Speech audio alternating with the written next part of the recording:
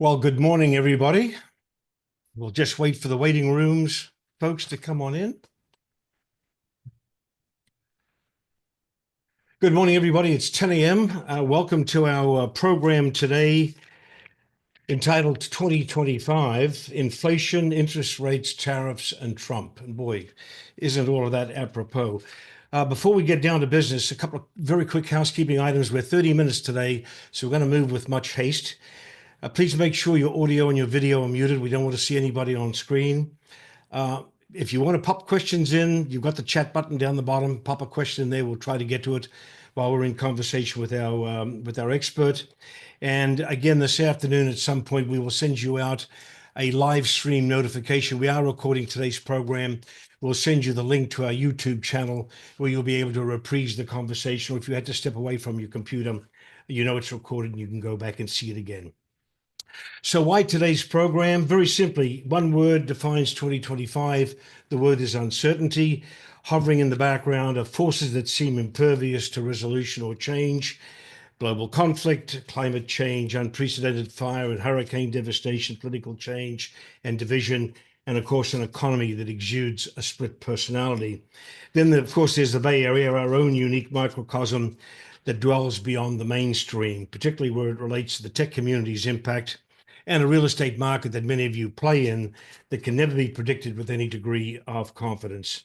So to help us get through this today, we've brought back for the fifth year in a row our most favored and most popular expert and economist, Jose Rasco, with HSBC Global Bank.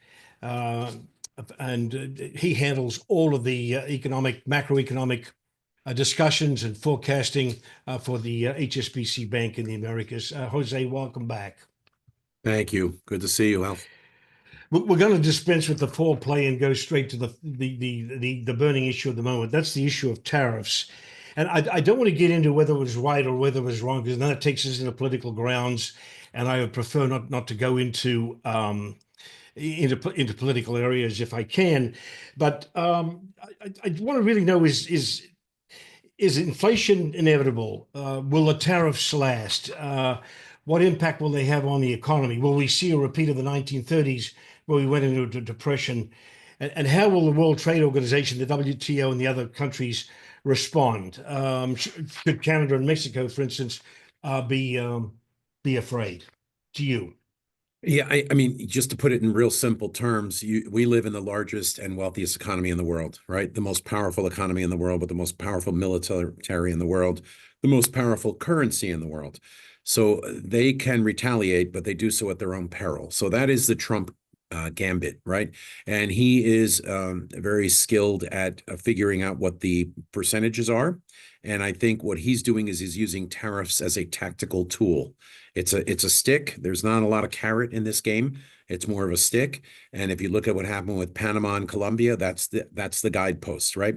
So he went to Mexico and Canada and said tariffs, unless you play ball.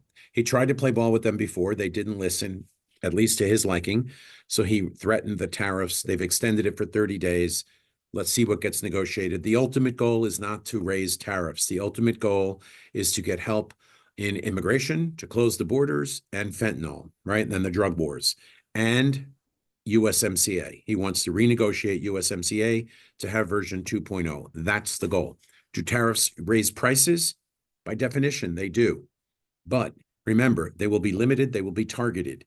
And if you look at 2018, 2019, inflation actually went down after the tariffs were initiated because the economy was slowing and the Fed was raising rates. Now we have a different set of economic backdrop scenarios now, but the economy is still slowing. Inflation is under control. It's in a range. And for the Fed to continue to ease, they need to see inflation go back down. And that's going to happen this spring. So tariffs, but inflation is not inevitable. An acceleration is not inevitable. Why Canada? I understand Mexico. Why Canada? The same issues: immigration, the border, the drug trade, the same issues. Yep. Just they're not as noticed and they're not as in the news, but it's still an issue.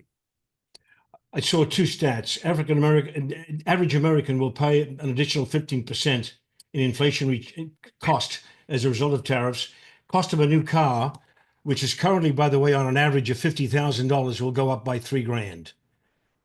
Be very careful of anybody who does this straight line, what I call straight line economics. When you go from one point to another, I used to have a client who was a brilliant man who said to me, any idiot can draw a line through 2 points. Life doesn't work that way, right? There's a lot more that goes into the finished goods prices that we see at the counter or the retail store. It's not just tariffs. There's profit questions, there's there's currency, a lot of other factors. So tariffs do raise prices on average, but it's not necessarily going to raise prices this time. Remember, the dollar is strong and the Chinese economy is really weak. So they need to produce. They will be dumping product everywhere just to maintain employment. The dollar is strong. That means imported goods prices can't go up a lot, right? They're going to be contained. And remember, Trump is going to deregulate energy. That means energy prices go down. So if you want to make the claim that tariffs push all prices up, great. I can make the counter argument. Deregulation of energy pushes all prices down. Where does that leave us, right? Right. So you're not concerned. You're not I am. suicidal about this. Well, I'm not suicidal, but I am concerned. They pay me to be concerned and be neurotic. I get paid not much, but I get paid for that. Not enough, Alf. But the bottom line is, yeah, we are concerned. But he's not stupid. He knows darn well that these are very important economies to us. I think if you want to be concerned about tariffs, let's talk about China. Let's talk about Europe. Those are the concerning ones. Quick aside, Jose, does he have an experienced economic team behind him? This all smells like Peter Navarro. Are there better people there guiding him on this? Are there some wise minds? Well, he clearly doesn't have the best because I'm not there. But all joking aside, all joking aside, no, I really have no idea. I know he has access to anything he wants as the president, right? But remember, this happens repeatedly, right? You see presidents have a particular train of thought or a way of thinking, and they bring those people on, and that's why you look at the Reagan model was so brilliant because he brought in disparate views to advise him about what the options were, not just what the policy should be. So hopefully that's what Trump is doing. But he's been a big believer in tariffs for a while. It's not new. Yeah. Let's go to the overall state of the economy. How are we looking? Project me out to December 31st this year, 2025. How are we looking? What are the tea Good. leaves saying? I mean, and by the way, on the tariffs, the final thought, remember, more than half of our trade balance or imbalance or deficit is what they call intra-company transfers. The auto companies moving steel from the US to Canada, making a muffler, taking the muffler to Detroit, then sending it to Mexico, then coming back with a finished car. That's a huge imbalance. It is more than half, almost 2/3. I did the study on this years ago. And it's a huge imbalance, is a big part of the deficit. So it's not just inflationary, it could cut into profit margins as well. All right. But the good news is the economy looks healthy. Fourth quarter of last year, 2.3% on GDP, 3.1% on domestic demand, consumer at 4.2%, Alf. It's the roaring 20s, so it looks good. And I think the consumer looks healthy. Remember, inflation fell a lot more than wages. So real wages are positive, and they've been that way for a while. Consumer looks relatively healthy. It's fraying along the edges, the lower income classes, people who have taken on excessive debt, that kind of thing. Yes, that's happening. Student loan debt, that is happening. But at the end of the day, the U.S. populace in general, relatively healthy. The economy's good. The inflows of capital from abroad are monstrous. The issues that began with Trump and COVID, which is the reindustrialization of the U.S., the supply chain moving closer to shore, nearshoring, onshoring of jobs, that continues. It continued through Biden. It's continuing now. And the CHIPS Act was step one. The step two is the AI Act that Trump just came through with. And I want to ask you about that. The stuff that the Biden put in, CHIPS Act, Infrastructure Act, et cetera, the infrastructure bill, has all of that stuff, is that flushing through the pipeline, or is there more to come? Have we felt the full effect of that? Not to get political, but the government is so efficient. We're still looking to spend some of the money that President Obama put into place. So that's how efficient the federal government is. So no, some of it's in system, most of it's still conceptual, but the flows of capital are real for financial markets and the U.S. economy. We're seeing this is not just an EM story, right? This is not capital flight from Latin America or China or Asia. We have European people who are coming here, companies they'd rather make the car in Tennessee and ship it back to Europe. It's cheaper to do that, Alf, than it is to make it in Europe. Okay. I want to get some macroeconomic stuff and just sort of headline these if we can, Jose. I've been hearing you say inflation will be kept under control between the Fed and the overarching impact of what's happening right now. You don't see inflation spiking above No. what is it right now? Under 3%, correct? Yeah, but it depends on which index you want to look at. It's 2.5 to 3, let's call it. But the overall important thing is the economy is slowing. 4.4% growth in real terms in the third quarter of 23, 2.3% in the fourth quarter of this year. That's a 2% decline in the growth rate. So we're still growing, just more slowly. So we're still above trend. Productivity looks great. Inflation in the 90s, inflation averaged between 1.5 and 3.5, and it went in waves. Okay. The Fed funds rate, Alf, was 5.3%. Who remembers the 90s? The 90s were an amazing time, economic growth, wealth creation, and the market boomed, right? In fact, too hard, too fast, and that's why it crashed.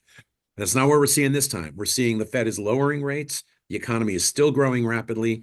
Inflation is going to be in a range, I would say the 2 to 3% range, right?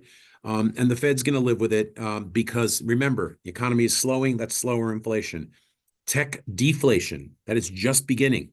The DeepSeek thing, right? It's not a viable model, but it is a shot across the bow, and it's telling the AI companies, explain how you're using your money because we can make this cheaper for general AI, right? But DeepSeek is going to help lower prices of technology. Look up Jevons paradox. That means technology will be adopted or adapted much more quickly. That means productivity rises more rapidly. So technology is going to lower inflation, lower energy prices, and deregulation is going to lower inflation.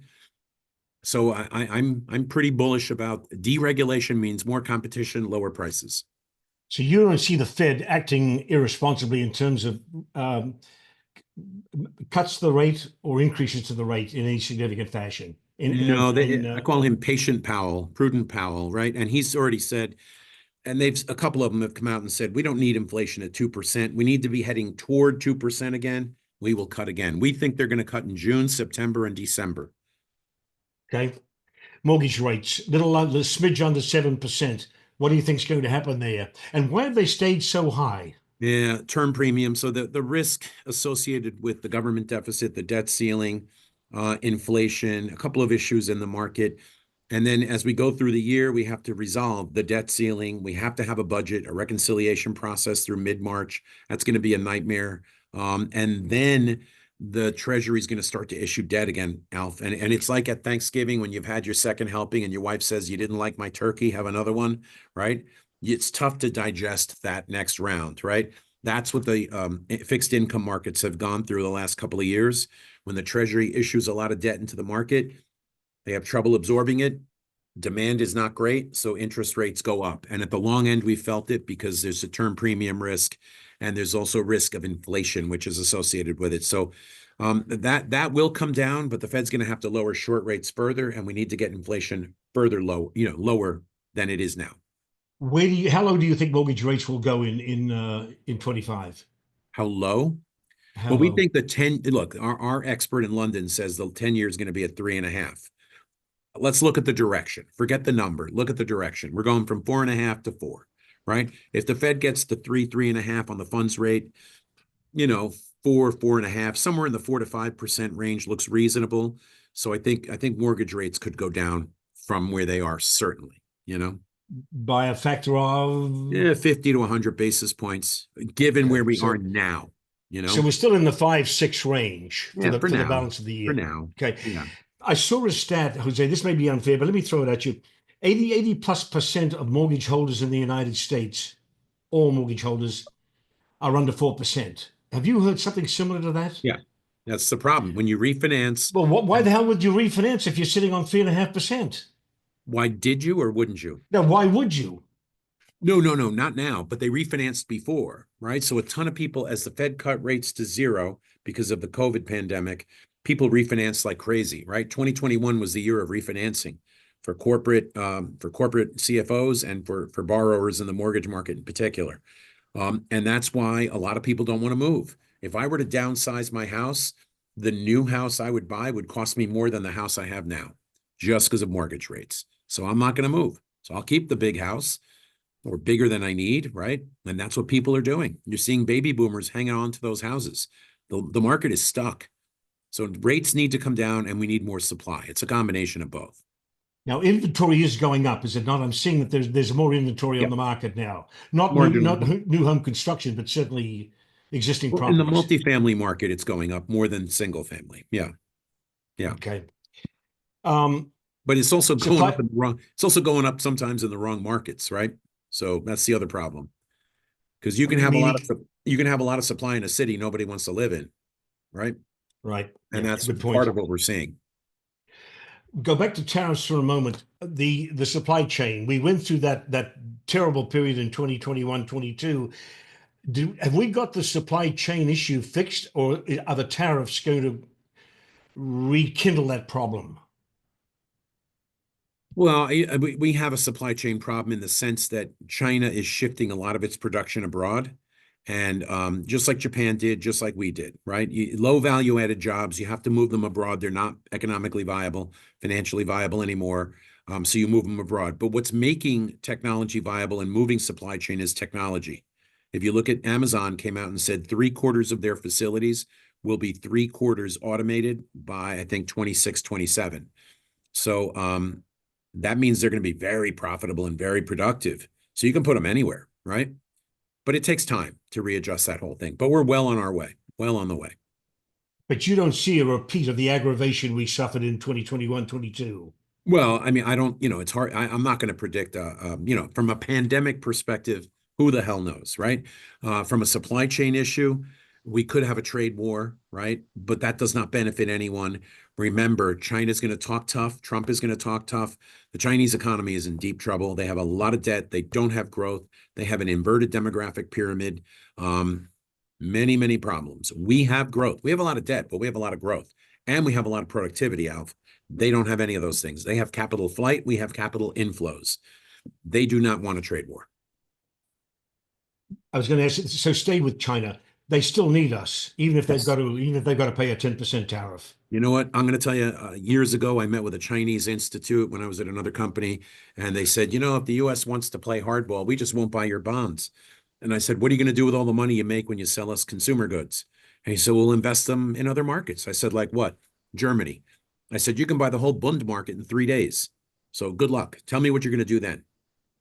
They have no choice. It's the largest, most stable, most liquid market in the world. They have no choice. They can tinker on the edges, but they have to buy bonds. So they need us, we need them. We're mutually dependent, even though we don't love each other. It's not a people thing, it's a government thing, right? The governments are having their issues. So yeah. Will they go into recession? Nobody's forecasting that. We're saying 4.5% growth this year, which is below the 5% threshold. That's effectively a recession because they're not generating enough jobs. For them. 5% means they're creating stability in the labor markets to prevent unemployment from going up. So everybody's saying they will be below that number. That is not good news. Okay. Back to the US. Let's talk about the commercial real estate sector for just a moment. Yeah. Got a lot of these leases coming up on the 5-7 year mark, etc.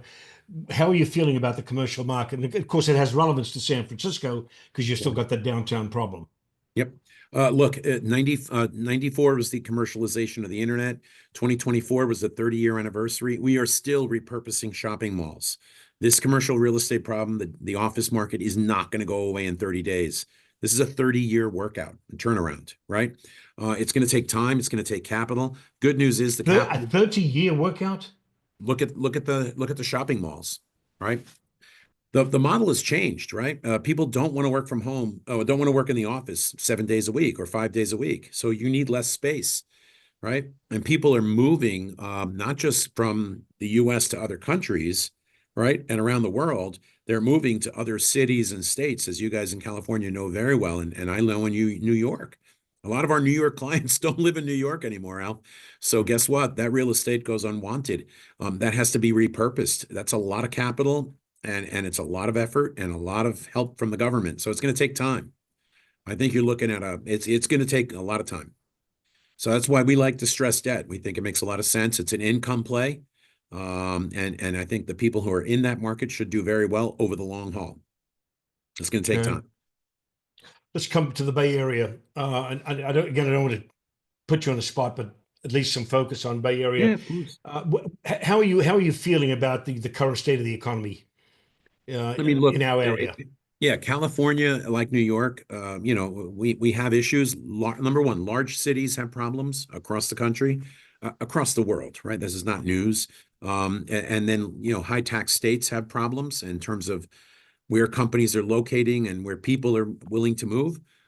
So you're going to suffer from those two things, just like we are in New York.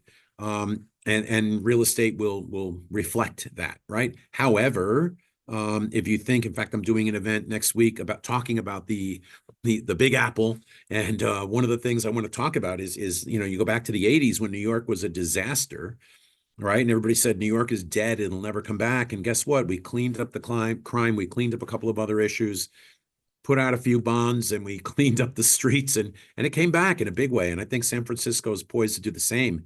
But I think right now, yeah, there are problems. The good news is you have food, you have wine, you have technology, you have major corporations right there centered around you. And I think it's just a matter of time and capital to make the right effort to clean it up. So yeah, optimistic, long-term, short-term, just like many other cities going through some tough times, right?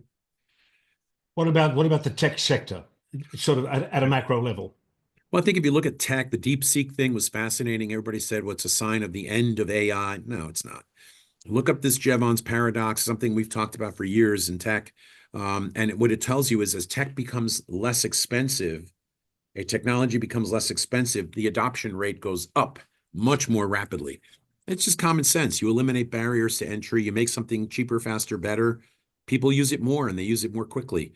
Think back to the browser wars of the 90s. At the beginning, the browser was a website you had to go to, remember? And then all of a sudden, everybody had a search button on their website because Google and other companies incorporated into the websites. That's where AI is going, from a standalone general product to a case specific within verticals and sub-industries, very value added and very high margin. And that's where we're going. So I love tech. And So we're you just don't at the see beginning. you don't see any diminution in the dominance that the Bay Area has within the global tech community. San Francisco and New York, Silicon Valley are going to go through the same thing, which is the dispersion of companies around the world, right? I don't need to be in New York to work in finance anymore. The concept of Wall Street is a historic concept, really. But you need to be in Silicon Valley to get access to the brain power. So, well, you do and you don't, right? Because you can just move somewhere else and hire these people and move them somewhere cheaper where taxes are lower. And that's what companies are doing. And that's what companies in my business are doing. If you want to go to the companies that are the high flying financial companies of the future, they're not, in downtown New York City. They're in Nashville. They're in Florida. So what are you saying to me then? So I think there's a future for tech. I think it's huge. And I think Silicon Valley and Silicon Alley will still dominate. But the dispersion of companies and people is a real factor that is going to mitigate some of that growth going forward. But I think definitely there's still the hubs of where it's all happening, where the action is. There's no question. That's All not right. going away. Yeah. Back to real estate, investor money from particularly the Pacific Rim, China. Are we Yeah. seeing money coming into the residential real estate market at all? Yeah, but trying to move money across borders today is not easy. Not easy at all. There's a ton. I mean, I get calls all the time from friends of mine all over the planet who are saying, I have clients here in the Philippines, in Vietnam, in Singapore, in Brazil, Chile, in Oman. They all want to put money here. They all want to invest in commercial real estate, in residential real estate. They're dying to do it. But it's hard to move the money. Very hard. Cross-border compliance issues today are problematic. There are ways to do it, but they take time, and you have to have the know-how. You have to partner with the right people. So the desire to move the money here is very strong, very strong. Jose, anecdotally, in your investigation, which markets real estate wise are doing well in the US? Look, from what we're seeing, it's a lot of this. It's a lot of the cities that are growing are doing well. Not surprising, right? Go where the growth is, right? To paraphrase Sam Kinison, the comedian from long ago. And we're seeing that growth in a lot of a lot of the right to work states, a lot of the low tax states or no tax states, and you're seeing that play out, manifest itself across economic activity. Look at the sports leagues, right? They have a problem, Mouth, because you can't have a lot of the same teams competing because they're going to look at the Canadian teams in hockey. They're struggling with the salary cap issues because of the currency disparities. So this is a major issue and it's got to be resolved. But we're seeing some real growth in some cities, Such southeast, as, southwest. A lot of the cities that are like, you look at the Nashvilles, a couple of cities in Florida, a couple of cities in Texas. We're seeing the traditional stuff that we've seen since the pandemic. We're okay. still seeing a lot of the same stuff. But that said, you have pockets, right? Like you look at cities like San Francisco and New York. These are unique opportunities for people to invest and live. And that is not lost, especially on money from abroad. They want to invest in those properties because that's prestigious to them. With all due respect, living in a city in another state, they don't have the plays, they don't have the cultural opportunities, all the myriad of opportunities you get in a major city like New York and San Francisco, right? So I think it's still a draw. It definitely is. I don't care how cheap it is in Tennessee. I ain't living there, period. I've got four questions left and we've got 4 minutes left. Very quickly, the fires in LA, what does that do to the California economy? Do we just fix that and price it out over time? Or does it have a macro impact? Well, first things first, I want to see you do some line dancing with me in Nashville. We're gonna film that for everybody. But secondly, look, the fires this is cataclysmic, right? It's horrible. And my heart goes out to everyone who has suffered on a personal note.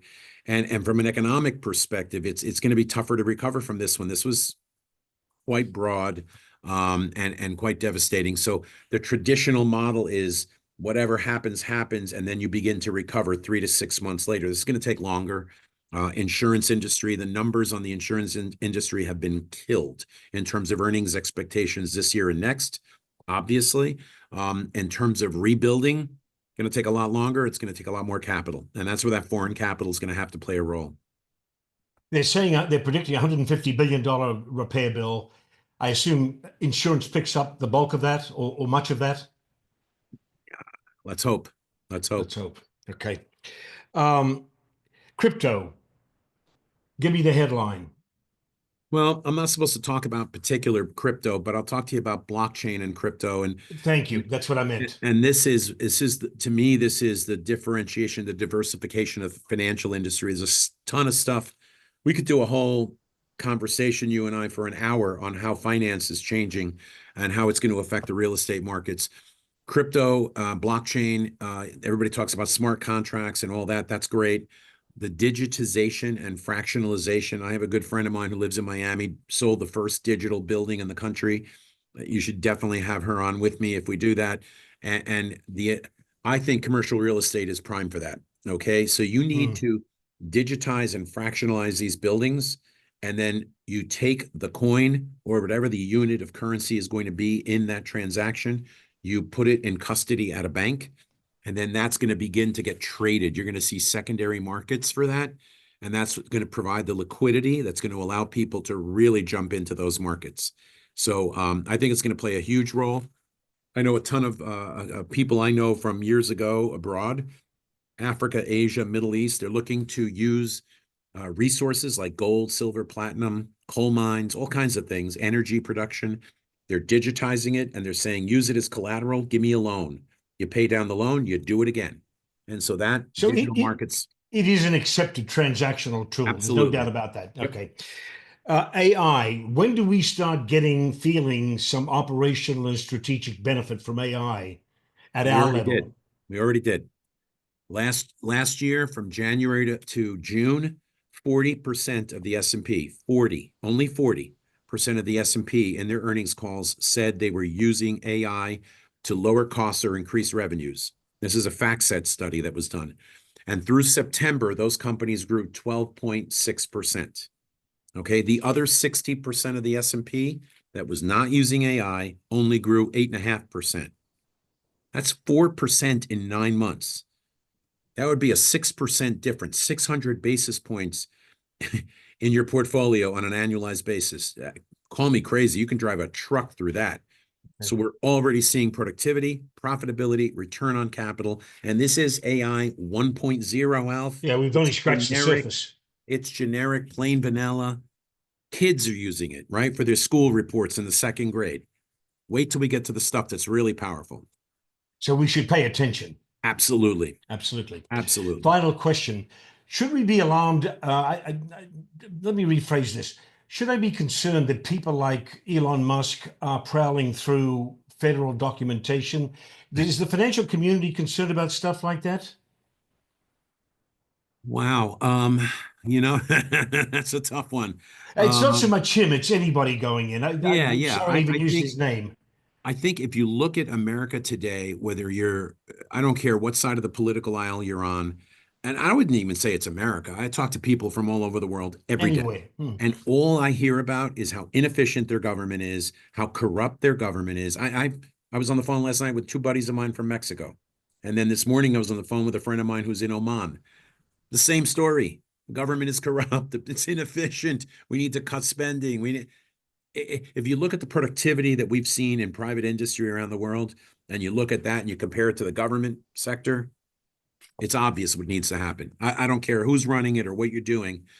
I heard a stat years ago that if you took the money that was in the welfare system and you just gave it to the families rather than the whole bureaucratic system that's surrounding it, delivery, you would be up 2.5 times in terms of their take-home pay. Okay. And I'm not an anti-bureaucracy. That's not a political statement. It's just math. The governments are inefficient everywhere.